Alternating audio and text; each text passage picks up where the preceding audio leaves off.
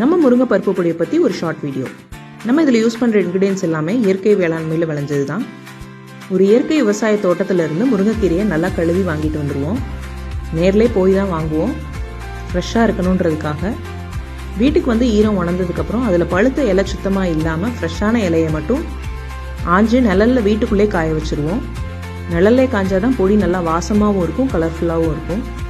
இதில் நம்ம சேர்க்குற மற்ற இன்க்ரீடியன்ஸ் உளுந்தம்பருப்பு, கடலைப்பருப்பு, ஜீரகம், மிளகு, மல்லி, இந்துப்பு, பெருங்காயத்தை மட்டும் எண்ணெயில் வறுத்துக்குவோம்.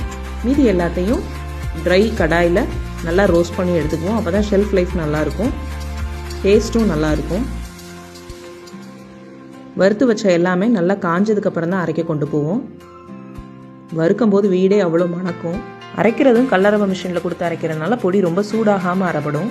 நம்மளோட இந்த சத்தான முருங்கை பருப்பு பொடியை நீங்கள் சாதத்தில் நெய் கலந்து பொடி சேர்த்தும் சாப்பிட்லாம், இல்லை தோசையில் போட்டு பொடி தோசையாகவும் சாப்பிட்லாம். இதை விட சத்தான பருப்பு பொடி உங்களுக்கு கிடைக்குமான்னு தெரில. நம்ம பருப்பு பொடிக்கு கிடைச்ச கஸ்டமர் ஃபீட்பேக்ஸை உங்களோட ஷேர் பண்ணியிருக்கேன். இது மட்டும் இல்லைங்க, நம்ம பவல் ஃபுட்ஸில் கிடைக்கிற மற்ற மசாலா அண்ட் பருப்பு பொடி, இட்லி பொடி வெரைட்டிஸ் எல்லாமே கம்ப்ளீட்லி ஆர்கானிக். நம்ம பவல் ஃபுட்ஸோட இந்த பருப்பு பொடி இல்லை வேறு ஏதாவது ப்ராடக்ட் நீங்கள் ஆர்டர் பிளேஸ் பண்ணணுமா, அப்போ pavalfoods.in வெப்சைட்டில் போய் பாருங்கள்.